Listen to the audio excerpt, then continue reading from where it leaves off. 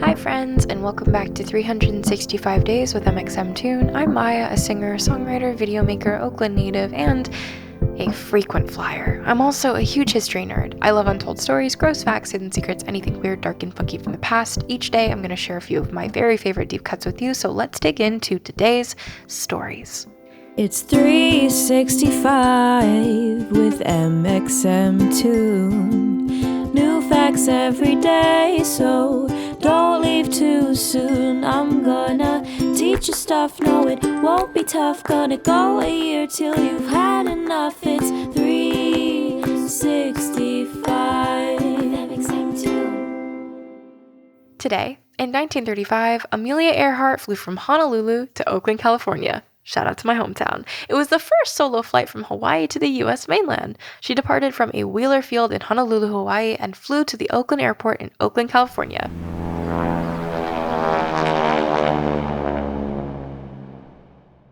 If there are any airports that I am even remotely familiar with in the continental United States, it is Oakland Airport. Hawaiian businesses had offered $10,000 to whoever could complete the first solo flight, and Earhart completed the 2,400-mile flight in 18 hours. Afterwards, Earhart wrote an article for National Geographic about the groundbreaking flight called My Flight from Hawaii. 3 years earlier, Earhart had been the first woman to do a solo flight across the Atlantic Ocean, landing in Londonderry, Ireland.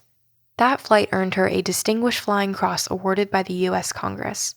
4 years before that, she'd been the first woman to cross the Atlantic in a plane at all, as a part of a 3-member crew. She hadn't been a pilot in that crossing. She'd just been keeping the logbook, but it nevertheless secured her first of many firsts as a woman in an airplane. It was also the flight that made her famous, which set the stage for her illustrious career as an aviatrix. Alas, as you probably know, that career was cut woefully short. 2 years after her Hawaii-Oakland flight, she and her navigator, Frederick J. Noonan, attempted to fly around the world, but the plane was lost on July 2nd, 1937. Though the exact location of the plane's disappearance is not known, we know that it was somewhere between New Guinea and Howland Island in the South Pacific because Blige, New Guinea, was her last recorded stop, and she was headed for Howland Island, a small island in the Pacific. The last signal that her radio operators picked up was that she was low on fuel. They weren't declared dead for another 2 years, and the case officially remains unsolved. President Franklin D. Roosevelt even authorized a $4 million rescue mission, but it was to no avail. Probably the most common theory is that the plane crashed in the Pacific Ocean. There's evidence for this one too. The message that she was low on fuel indicates that she could have therefore run out of fuel and crashed into the ocean. In addition to fuel being low, Earhart and Noonan had put in calls to the U.S. Coast Guard ship Itasca that they were having trouble finding Howard's Island. There were also some really crazy theories about her disappearance, as well as more likely ones. For instance, there are theories that she landed, but on the wrong island. The International Historic Aircraft Recovery Group believes that she landed on Gardner Island, an island near Howard's Island that was completely deserted. Since it was a deserted island, they postulate that she and her companion perished from lack of food and resources and no ability to communicate with others. But since then, an aircraft has just never been found on the island, so the theory hasn't been validated. Getting more into the conspiracy side of theories, a photograph found in the National Archives fueled another one. In the photo, a woman who looks like she could potentially be Earhart is standing near a man who looks like he could potentially be Noonan. However, the photograph is so old and blurry that there's no way to tell if anyone who looks like anything is actually there or if it's wishful thinking. The theory based on the photograph is that Earhart and Noonan landed on the Marshall Islands, where they were held by the Japanese and not allowed to come back to America. One government investigator, Leigh Kinney, insists that the photo is of Earhart and she was held prisoner, while the Japanese government denied any involvement. Veering more and more into the ridiculous, then comes the theory that Earhart was a spy. There have been whole books written about how perhaps Earhart was actually a government agent.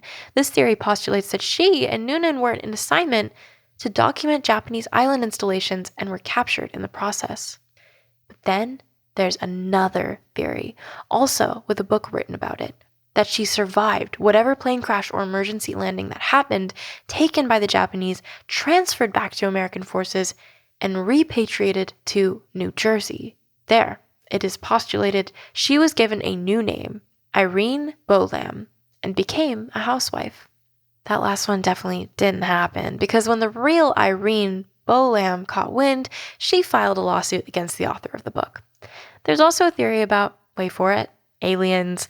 I don't really need to give you the details on that one. You can figure it out for yourself if, she was abducted by aliens. You never know.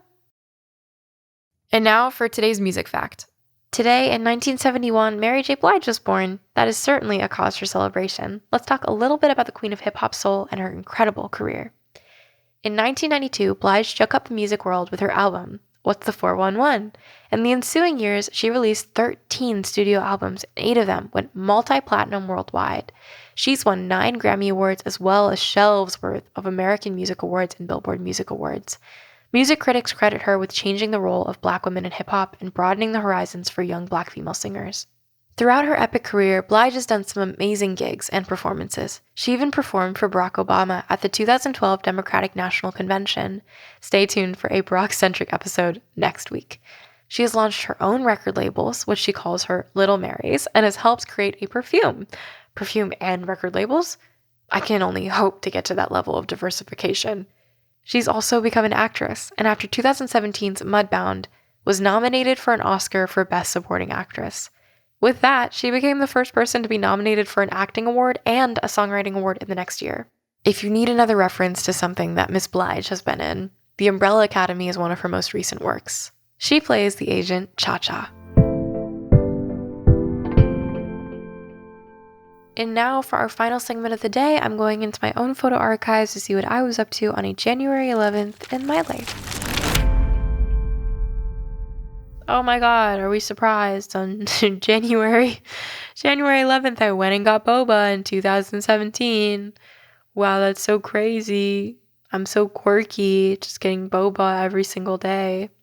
Honestly, that's going to be like half of these memories. I don't have anything else that I've done in my life. In 2020, I went to see Vessel, which is an architectural, interactive exhibit that is at Hudson Yards in New York City.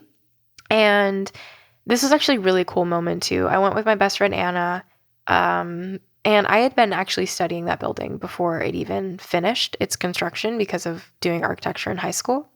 So it was really cool to have my last recollection of it be in the renderings of something that didn't even exist, then all of a sudden go to an actual physical structure that was finished that I can interact with and walk around. And it's beautiful. I'd love to go back. Thanks so much for going back in time with me, and remember to subscribe wherever you listen to podcasts so you can come back tomorrow for more facts from yesterday. It's 365 with mxmtoon. New facts every day, so don't leave too soon. I'm gonna teach you stuff, no it won't be tough. Gonna go a year till you've had enough. It's 360